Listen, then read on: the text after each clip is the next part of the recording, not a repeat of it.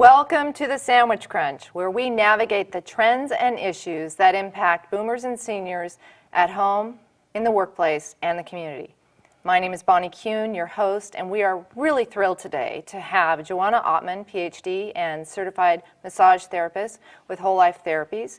And she and I are going to be discussing the power of touch with regards to massage therapy and seniors. Welcome. Well, thank you so much. I'm really delighted to be here and talk about one of my favorite subjects, the power of touch. There's so many levels of that.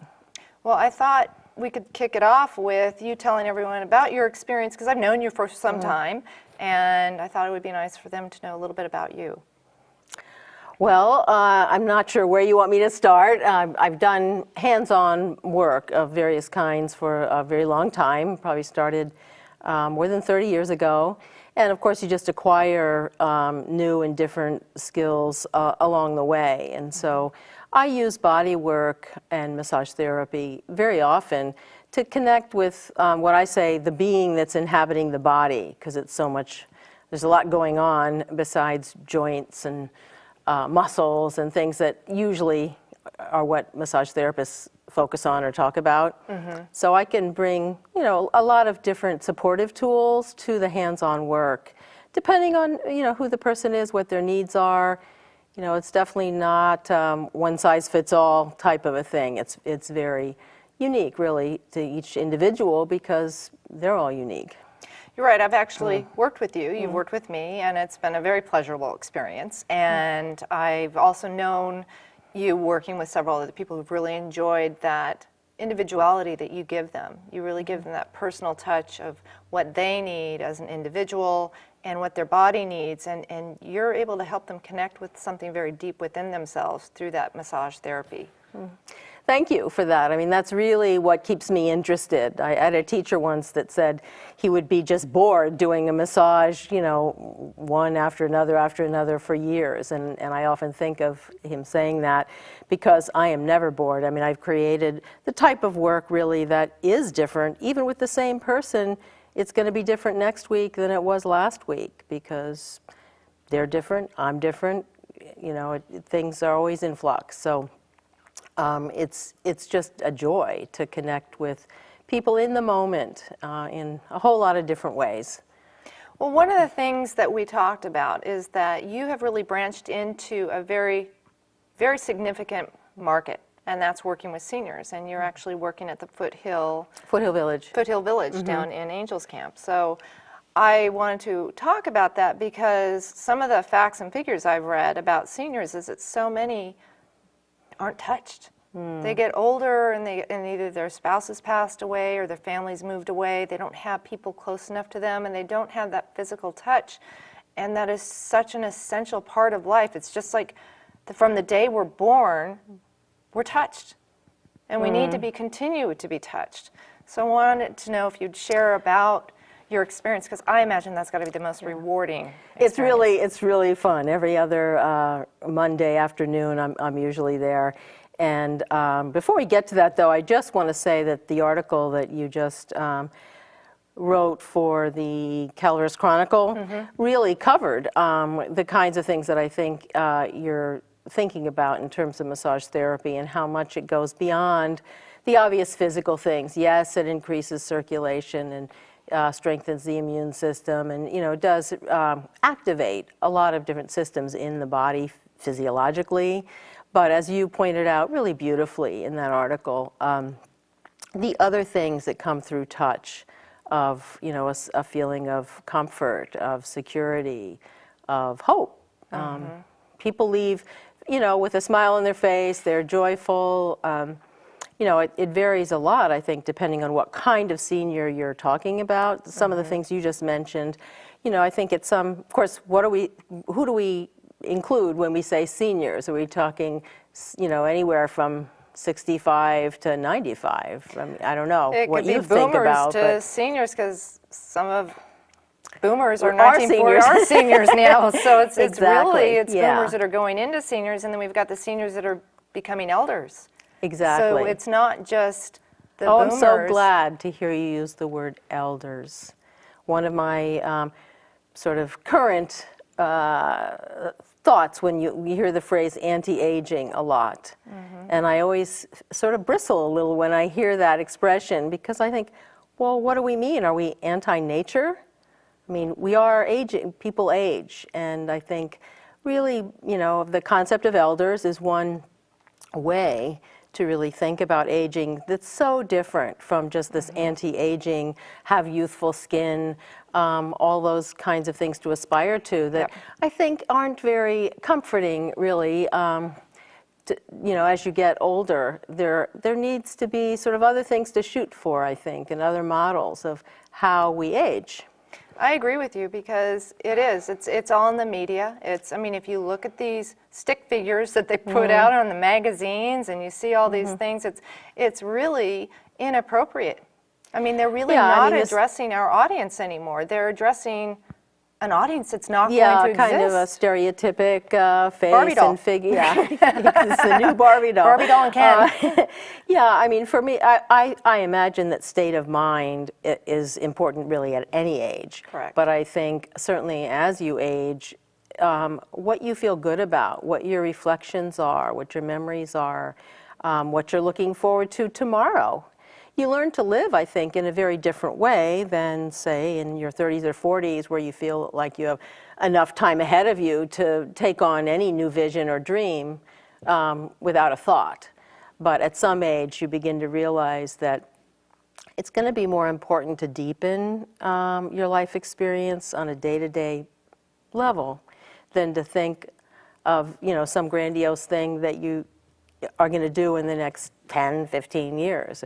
So back to Foothill, though, I think that the women there are extraordinary, and the people that I've been seeing, they were in a generation that really knew about good, healthy food, so their diets have been good, and they are really healthy, even in their late 80s. I think the oldest person I worked on was early 90s, maybe 92, Gosh, that's 93. wonderful. Right.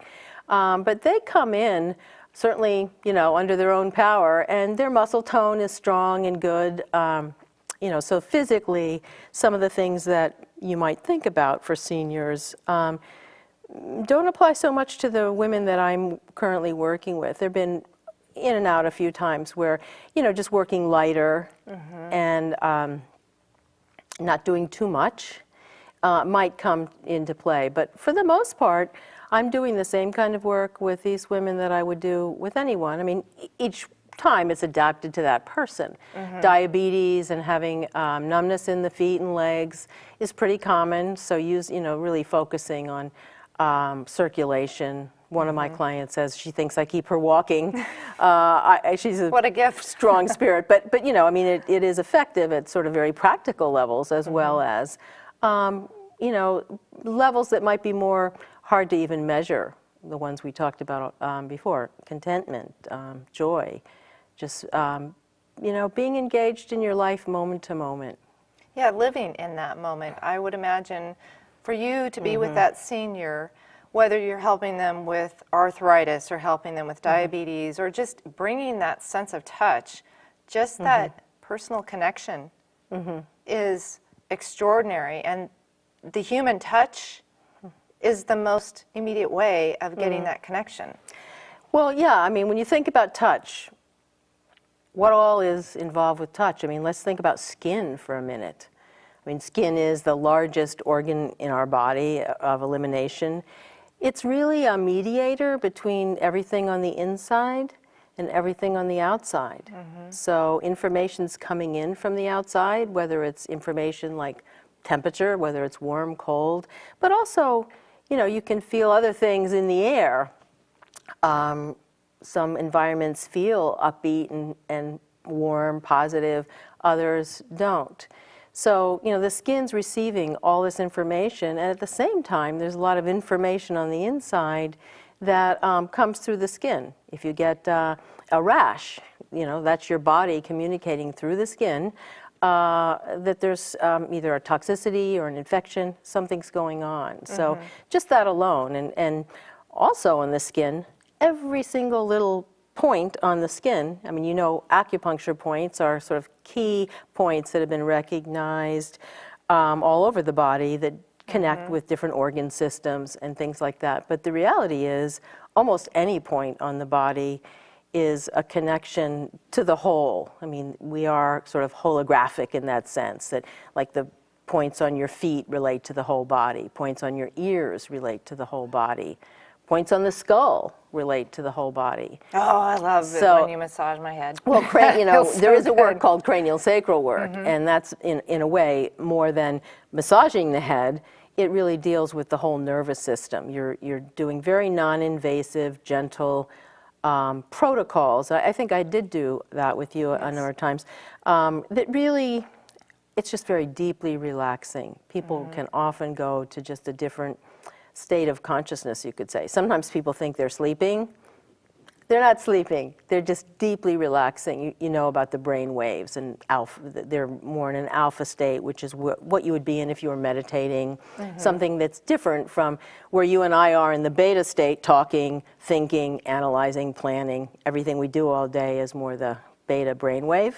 And so this is taking people into a different level. It's just very deeply relaxing, and it's working with the whole nervous system. So it's wonderful work with seniors, because even if they can't be touched throughout their whole body for whatever reason, you can work gently at their head and their feet and really be taking them into a deep state of relaxation. And to me, it's always a vehicle for what I say, remembering who you really are, you know, outside of just the personality that goes to the grocery store and talks to people.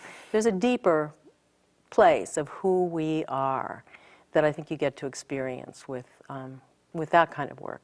You know, it's interesting you brought that up, because as working with seniors, and obviously, you know, the massage does a lot of things physically to help them and improve their well-being, but you just brought up something that many seniors are in that place of looking back on their life and reviewing their life, and I would imagine in some of you must have conversations with some of these seniors. So it's not just the massage therapy that is therapeutic, it's that intimacy of being able to be with them. Absolutely. I mean, I think they really look forward to their massages, and I'd like to think they look forward to our visits, because I now see a number of people on a regular basis. So, I mean, it's an evolving relationship over time, and they teach me a lot. You know, I'm looking at them, and, you know, in a way, I'm looking in a mirror of that's me, only, you know, another 10, 15 years from now. So I pay attention to how they're doing, you know, and things like that. But they share all kinds of different stories, things they've all done, quite amazing things in their lives. I mean, they were in an era where women actually were out in the world doing things more so than the previous generations. So they do have great stories to tell about everything from family to university life, where they might have been teaching, or, you know, different. Some of them have traveled around much of the world, and it's great to just take in and receive their stories, and lots of laughing, you know, lots of humor, and that's probably the best medicine other than love. Humor is great, you know. That's great. It is true. It is very, very true, because massage therapy, I do want to address some of the very specific issues that are very helpful for seniors. But you're right, it's that conversation, it's that connection that you have with that client. And they're not just a client anymore, you're two human beings that are in connection, and you're touching one another not only physically, but you are connecting in a very spiritual place. I think so. I think massage, you know, it's always hard to talk about spirituality because it's hard to define, and it's hard to put words on an experience that's touch, which is really not verbal. So we're trying to talk about something that is so essentially not verbal. You know, it's a sensation in your body, and through that sensation, I mean, we now know, just through what's been studied in the brain, that all the sensations and thoughts and feelings create chemistry in the brain. So endorphins, other neuropeptides, I mean, there's chemistry going on that can make all the difference between a feeling of well-being, or, you know, if you're worried or frustrated or impatient or angry, that too creates chemistry that's actually a stepping stone toward dis-ease. Absolutely. So all this, things that we used to just intuitively know about body work, it's getting, I think, more exciting and interesting to see how specifically it actually works on that level. I mean, there are other levels that maybe are less scientific, that's sort of the spiritual end, but they almost just come together as one and the same, just the way you could say the body, mind, spirit are actually all together one and the same, even though we break them down in order to talk about one or the other, but they're really so interrelated. Well, what are some of the things, so if a senior is listening right now and they are going, gosh, I know I'd really like to go to a massage therapist, but I'm not quite sure how they can help me. I understand the emotional thing. I think I get this, and maybe they've never had a massage before, because I'm sure there are a lot of seniors who've never had a massage before. I can tell you my mom didn't, and a lot of people have not.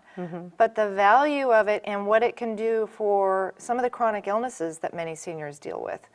Yeah, when you mentioned your mother, my mother came right to mind too, because in her later years, when I would go to visit her, she lived on the East Coast, and when I would go to visit, I would give her massages, just just in her clothes, laying on her bed, taking a nap or something, and I'd give her a foot massage or neck and shoulders, and she's a very conservative woman, and I don't think she'd ever had a massage, and she just would always say, oh, this is heavenly, this is just, it's so relaxing. So, I mean, the first thing is, it just really is a time where anybody, senior or otherwise, can just have an oasis of, where there's nothing you have to be, there's nothing you have to do, there's nothing to prove. And think about that in our society. I mean, we always are striving to, be better. And so just to be able to go inside and have no demand on you whatsoever, shouldn't be underestimated how powerful, just that time is. But in terms of what you're asking about specifically, certainly things like arthritis, as I mentioned, diabetes, a number of people that I work with have various levels of numbness in their legs and feet. And that is just a huge help. It's funny how your feet can be both numb and at the same time have pain. Wow, that's amazing. Yeah, I mean, it's sort of contradictory, but that is the way it is experienced. They all say that.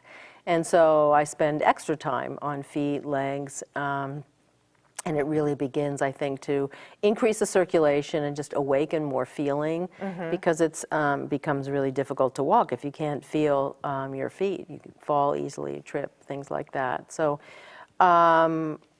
then I work with one person that has MS, and I think any diseases of that type, often a problem is just the tightening of muscles.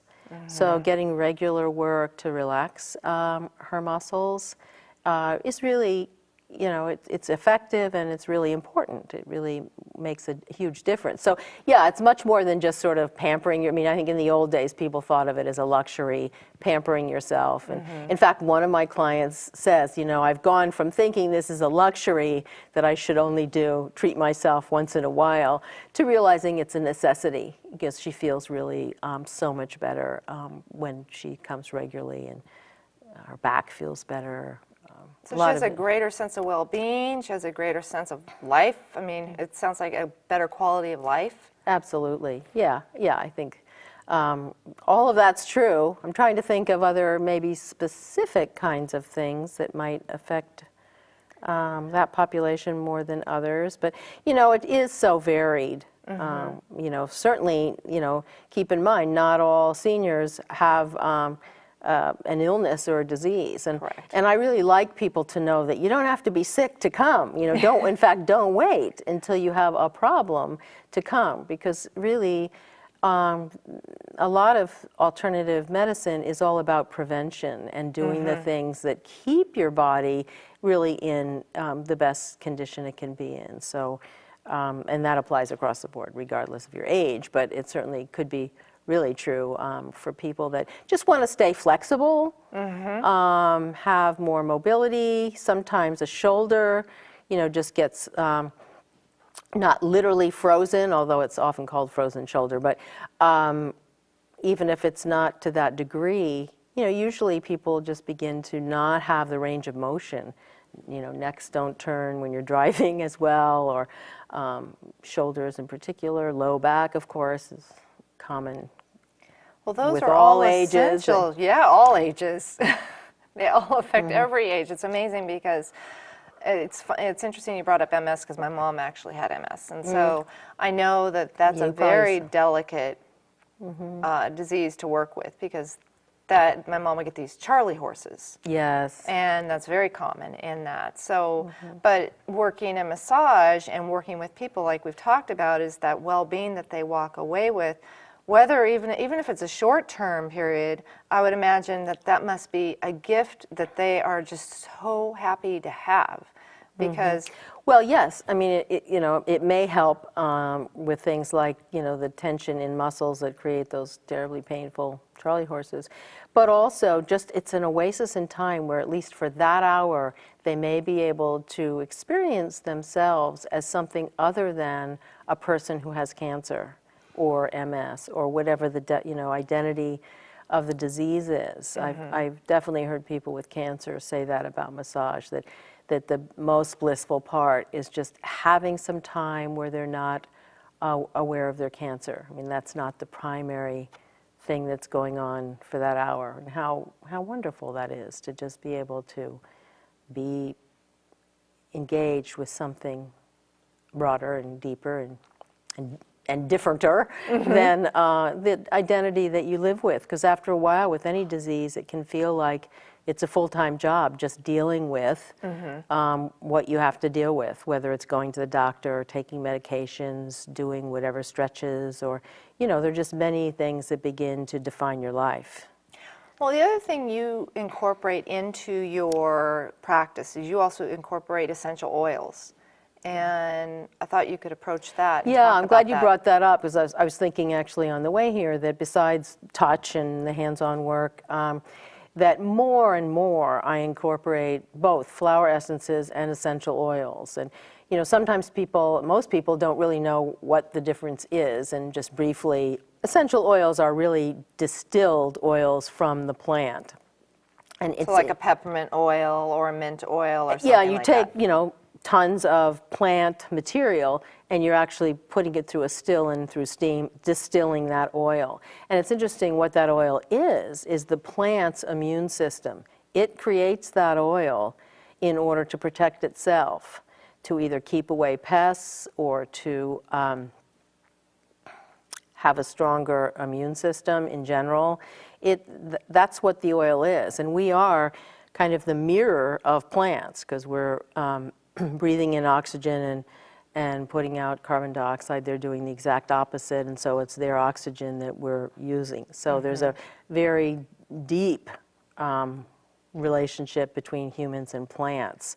So when you take all that into consideration, the essential oil is a really significant ingredient. I mean, in our culture, we don't think of it as medicine so much, but in many cultures, and certainly ancient cultures did, those oils, almost any oil, is antiviral, antibacterial.